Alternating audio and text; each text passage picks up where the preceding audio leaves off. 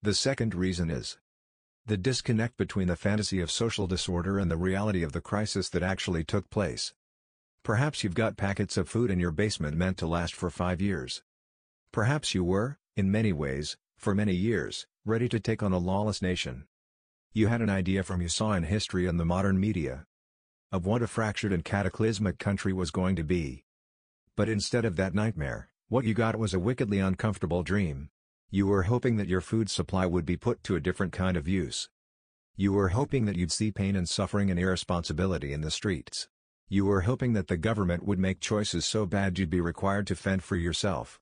You didn't want anarchy and mayhem, but you had a plan inside of your heart of how to win against it. You dreamed of the day when people you accused of sucking at being human would start eating their own, and you could smile at your ability to retreat peacefully into your homes. I could accuse you of not being ready for such a thing, but I think that maybe you were. Maybe you'd have done really well, staying alive, keeping satisfied, being a good person, shying away from the world, working with your communities for survival. But here's what you didn't expect. A mid-range sort of disaster. You didn't expect such a wishy-washy crisis to afflict our great nation. Lots of people fucked up royally. Lots of us didn't make great decisions about what businesses to shut down. Lots of us failed to social distance properly. Some conceited folks said some foolish things about wearing masks. But then those people started trying to do the right thing. That's how many countries are already recovering from the virus. But instead of being enticed by doing the right thing, you became miserable because this crisis couldn't make you feel warm inside. There was nothing about Corona which could make you feel you were winning at the game of trying to be a good person. Instead of sheltering up, and working with your neighbors to survive. Instead of defending yourself from third-world-style gangs. Instead of establishing some kind of new local government system as a way to do what the pathetic government had no way of doing. You were ordered to change your lifestyle in a way that felt like a very unpleasant dream. This wasn't a dramatic fantasy, this was an uncomfortably new version of America. It kept seeming as though people were too eager to try and live differently, when nothing was really stopping them from doing so. They weren't going to drop dead right after attending a party. There was no smoke going through the air that made it impossible to sing karaoke. You could sell cookies outside without your skin melting off.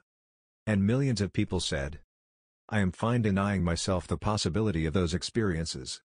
I am fine letting the universe take away all the interactions and transactions and expansions that may come into my world.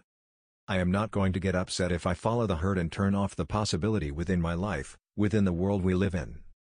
I am eager to pay that price for a chance at getting back to it. I have been waiting for a chance to get away from the world anyway, is what some people felt. Lots of people were very ready to shut things down. Lots of people said masks are kind of fun. And you blew up with rage. There was no joy to be found in constricting the flow of America itself. The flow was constricted. We were constricting it. We were causing the shutdowns, we were causing the despicable awkwardness of wearing masks that resembled something from a sci-fi novel. All of the effects of the virus seemed to be caused most by people trying to prevent infection. And you just wanted to scream, how about we try living instead of fucking ourselves over? The option of keeping things normal in America just kept being open. And so many of us were lacking in eagerness to take it. The virus might have come down on us. But it didn't demand we live a certain way. We were betting on things returning to normal. But when people take risks, they don't only act on the future. They try to savor the nobility of the risk itself. Limiting the pleasures and pursuits of our lives, and suspending the things that we love, it all seems so very irresponsible to so many of you. Who knows how long we'd do such things? Who knows what else we could do that would result in the end of American life as we know it? Would those long shelf-life mashed potatoes and gravy packets have to eventually be used for a reason that seemed so very preventable? So many of you people were sickened at the mature-seeming joy of someone who was eager to make things different, very different. You saw something mischievous in the heart of people ready to bear the burden of changing how we live. Ready to give up the ability to use one's face in social situations to communicate and to navigate a social space. Ready to sacrifice the ecstasy of gathering with friends, which often takes a lot of hard work to set up, and sometimes, to enjoy. You felt utterly insulted, because you expected to someday see things crash and burn. But you never expected them to become so very screwed up. You could see the excuse of "I can't wait to get back to normal" as a mostly dishonest excuse for things to never get back to normal.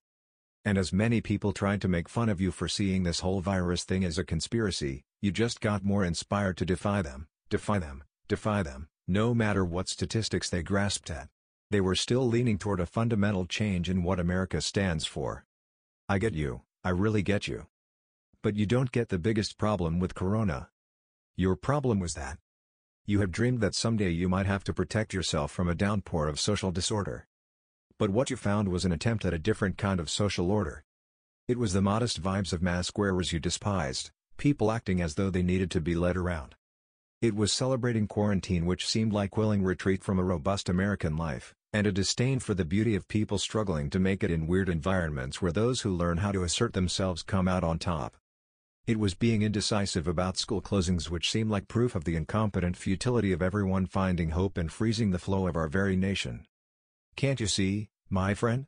It's all about the lust for the lack of possibility. Except all along, you knew, didn't you? It was never about the liberal lust for the lack of possibility. It was about the possibility of them lusting against your possibility. It was about the friction in the human heart that understands that possibility is what motivates us. Humans derive the most satisfaction from coming out on top despite impressive odds against them, against the very dreams they stand for. And humans can sense when other people are trying to stifle those dreams. And they become so sensitive to it, that they will defy other people who claim to be or genuinely seem to be not interested in crushing your dreams. The human heart undulates toward a goal, starting with modest desires, building up toward grandiose determination. You thought, so brilliantly, yes, this is the disaster that we had been waiting for. There was never going to be extreme anarchy and absolute local government incompetence. It was going to be the people which caused the decay of the country itself. But you always knew that might not have been the thing that people were lusting for. You always knew it could really just be a virus being fought by decent people. But you just kept moving forward, determined that you had to fight this new outstanding adversary. You felt ashamed that you expected a cataclysm that gave value to your hoard of instant macaroni. And you knew that you had to make up for it by walking around in a public place with no mask on your face, claiming proudly and boldly, "I will not be deterred by you." Ready even for the possibility of giving up your life. Considering that you were disgraceful for offering up your very self for your ambitions. You decided that you would keep forward, despite the pain, despite others' rage. America and the world had become such an absurd place. Like something out of a legend from 7,000 years ago. This was a last stand against not only the dignity of your nation, but of the very human will to have society resemble an actual society.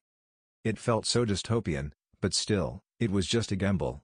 A gamble against the gamble of social distancing enablers. But here's the thing, my friend, we were never as gamblery as you thought we were. The passion of the pro-masker is not for the government to control them. And it's not that the passion is so lacking, that it opens the way for the government to take over. No, the passion of the pro-masker is, like yours, within possibility itself. The possibilities of things returning to normal sooner. The possibilities of finding new ways to thrive despite the possibility of viruses from other countries. The possibility of finding ways to assert your will and your air of dignity despite not being able to express with your very face.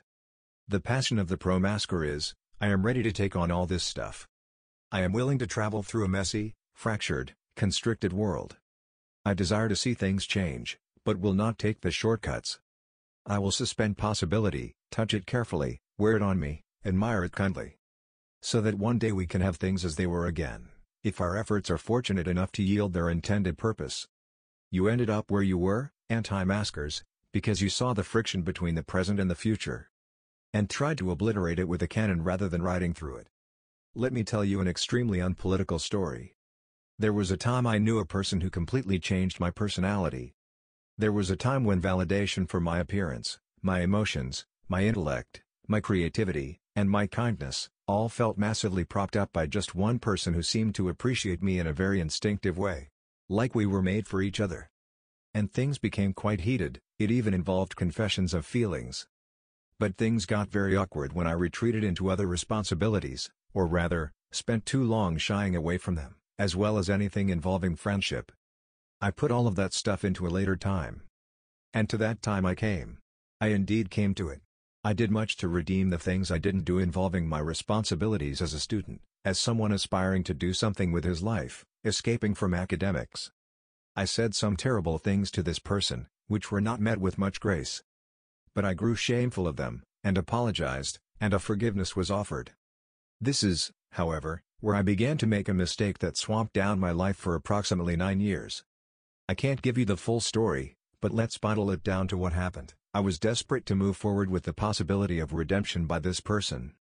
And I showed tons of heart in that desire. I even displayed a willingness to respect a rejection from them. But what I didn't display was something that took me 6 years to even begin to see. It was my passion to glide my way through the possibilities of this person's emotions. I never considered treating my engagements with this beautiful person who made me feel more human, and more like I could touch whatever human dignity existed in this universe, as an affair that would be steeped in extreme messiness. I wasn't willing to take on the possibility of this person's coldness on my path to being seriously liked again. I was not willing to make myself feel weak, to rebuild something that was very fractured. Perhaps you could say I simply didn't understand people well enough back then. Perhaps you can say my heart was tinier back then. You could say the friendship was destined to never go anywhere. But so far into the future, I can see what my flaw was. Maybe this person was so upset at me they couldn't articulate it. Maybe they thought I wasn't worth trying to redeem. But I am confident I can see what the biggest flaw I had been. I did not respect the passion for possibility that existed inside of them. I doubt that I was ever counted out of the running for friendship or something resembling it, and maybe even something more. This person was likely far too engaged by being human for that to be the case. That's why this person's mailbox might have been open, until, well, I'm embarrassed to say, but my attempt at contacting them years later was met with only a chilling block. It could have been the romantically sincere message of my tone that did me in. It could have been that I had waited far too long. We can't really say. But even then, I see what made me not deserve such very late chances at redemption. I saw things as only being fixed or not, or rather, I was aware that things could get very tricky as I tried to bring things to where they could be. I acknowledged the interplay of possibilities in our relationship, but I never saw that itself as something worth giving a large amount of respect. I still looked down on this person in a way. I still was far too eager to engage with them, rather than engaging with the chance at my redemption. To try and bend myself according to the possibilities of what strange things could happen on my way to being seen as a friend once more. Here's the thing you don't see, anti-masker. We are not too eager to give up anything. At least not here, in America. In this country, we lust after making our way through, while having fun, while getting weird, while taking pride in how we can work together, even finding joy in doing things without the help of anyone else. Our desire has always been to make it through the coronavirus. So much of what you saw as desperate obedience was actually the strong desire to play a dignified role in our history. I can't prop up the entirety of people who wanted to wear a mask. A lot of it is just conformity, a lot of it is self-interest, much of it has little to do with any meaningful inspiration in the slightest. But our will to fight the virus can definitely be characterized as wanting to push our way through the times, rather than escape them. You tried brute forcing a problem, and you failed over and over, for some higher purpose. But don't you see that history often belongs to the people who want to live through it, rather than destroy it? Do you get it now, my friend? We look at the virus, and say, well shit, time to adapt. You look at the virus and say I'm not letting this shit even happen. Maybe you're not scared of the government taking over. Maybe what you're afraid of is people standing on the opposite side of social issues. Simply being better than you at actually wanting to do what's good for their country. I'm not saying you've got nothing when it comes to unity in your communities. I'm not saying totalitarian bullshit can't actually ruin an entire nation. But the way things look, the people putting on masks are eager to adjust to the calamities inflicted on us. While you are far too eager to treat other people as responsible for any such disaster. Of course people are going to exploit these kinds of things to promote their own version of kindness and justice.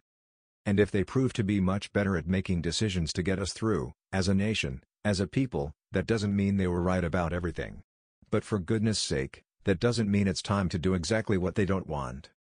You should hold that packet of instant potatoes and say, I will not fantasize about other people fucking things up. You should say, if a crisis happens in America, I will do my best at lifting others up. But there's something I forgot to tell you. I can tell, your heart is burning with passion for something else. You still aren't inspired by me, are you? You still don't feel an incentive to turn your back on going outside without a mask, now do you? You still feel like a goddamn superhero, going outside without that cloth on your face. You're still biting your lips in satisfaction, calling it a chin diaper. You're still sneering with an air of justice at the same old PSAs telling us to obey medical guidelines. By now, listening to me, you might acknowledge that despite not being as malicious as people say you are, and despite not being as foolish either, that there is something inside of you, your passion for the inner friction of purpose and result, that makes you very, very prone to causing dangerous situations for your fellow man, woman, child, animal, plant, and even the planet. You're feeling something strong, which says I shall not back down. I'm still not wearing a fucking mask. I will validate those things. I will help you turn them into something else. You see, people are like bananas, ripening and being peeled.